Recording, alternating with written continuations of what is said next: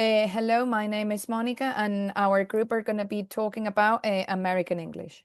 Around the USA, we can find different dialects. We have northern dialects, southern dialects, where we're going to focus on Chicano English, eastern dialects, and western dialects. So, Chicano English or Mexican American English is spoken mainly by Mexican Americans in the southwestern of the United States, going from Texas to California, as well as Chicago. This variation is spoken by the Mexican migrants who arrived in Los Angeles, in California, during the 19th and 20th centuries. And they carry with them Spanish influence, especially based on grammar and structures. As Newman says, Chicano English is a dialect of English, and people who speak Chicano English can speak it without knowing any Spanish. And then, according to Fort, many people who speak Chicano English are mainly monolingual, especially those in the third or fourth generations.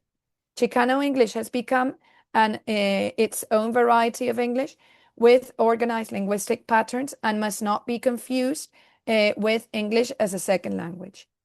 The linguistic patterns of Chicano English can be traced to phonological influence from Spanish vowels, timing of syllables, intonation, and consonants.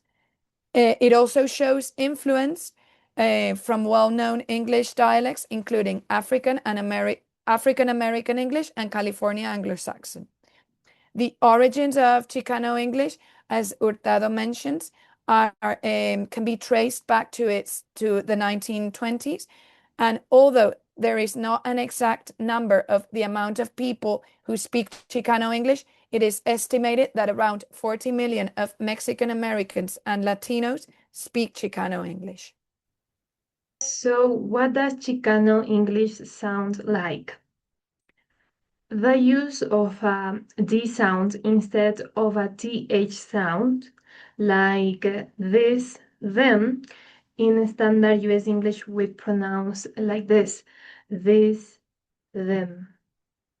In standard US English we pronounce mist, whereas in Chicano English they pronounce this instead of saying mist. The G dropping at the end of ing verb forms, as in fishing and going, whereas in standard US English we pronounce fishing, going. Okay, and Hurtado mentioned that Chicano English has three distinguishing features: pronunciation, word use, and rhythm.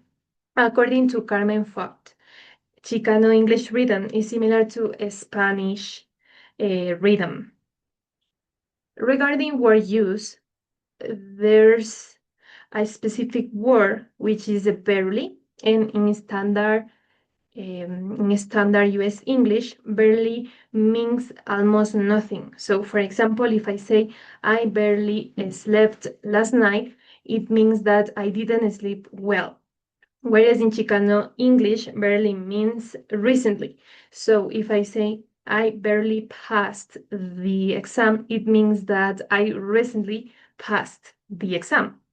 And about pronunciation, words like pasta or so, the loss of a consonant at the end of a word, they are pronounced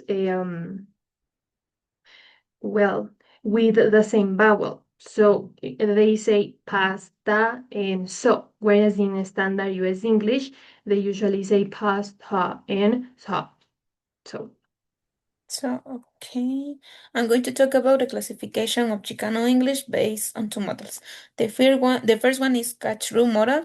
So, considering this, Chicano English belongs to the inner circle, which means that this variety was created or has its roots in American territory. So, the people or the community that speak this variety, it's going to consider the standard English as their native language. Okay, so we also say that Chicano English is an English native language.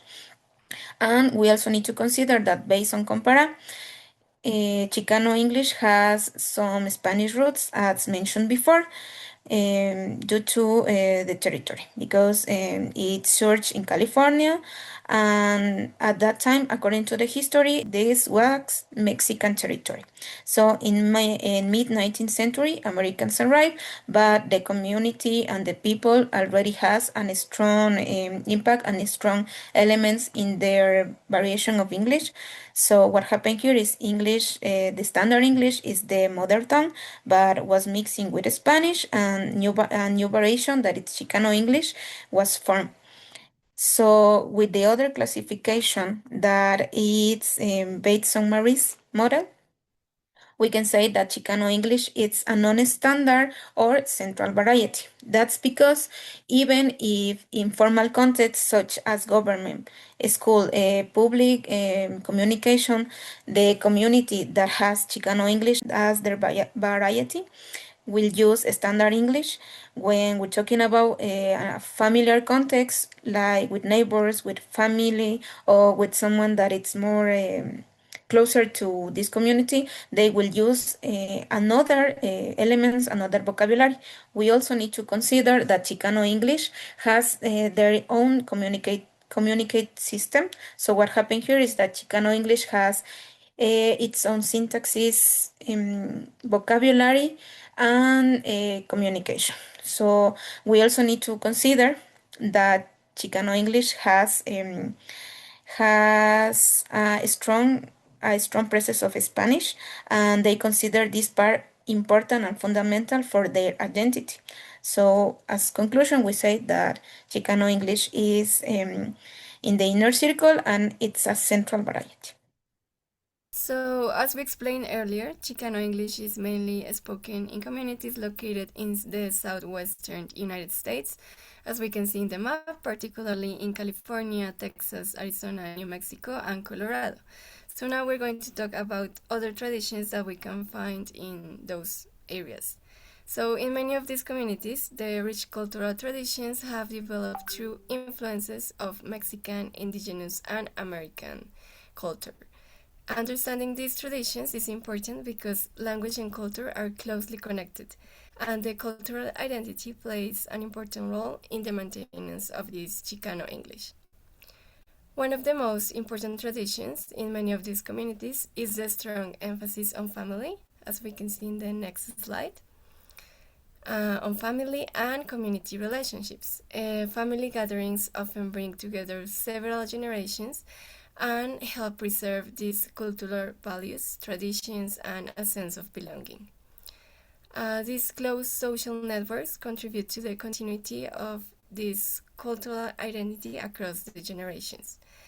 Cultural celebrations are also very important. Many communities where Chicano English is spoken celebrate traditions such as the Dia de los Muertos and the Mexican Independence Day.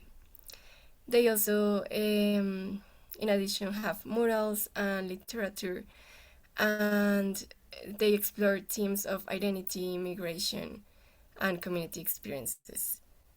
In the next slide, we can also see the music and traditions and artistic expressions, which are central elements of cultural life. So musical genres such as mariachi, ranchera are commonly associated with cultural festivals and family celebrations. Food traditions are another important aspect of this cultural heritage. Traditional dishes such as tamales, pozole, and tacos are often prepared during family gatherings and cultural celebrations. The preparation and sharing of these foods help preserve traditions and strengthen family relationships. So finally, in next slide, many people in these communities develop a bicultural identity, as Esteban says, by combining different cultural traditions and experiences. So this cultural blending is reflected in celebrations, artistic practices, and language use. Therefore, Chicano English is not only a linguistic variety, but also an expression of a unique cultural identity shaped by history, community, and cultural experience. Thank you very much.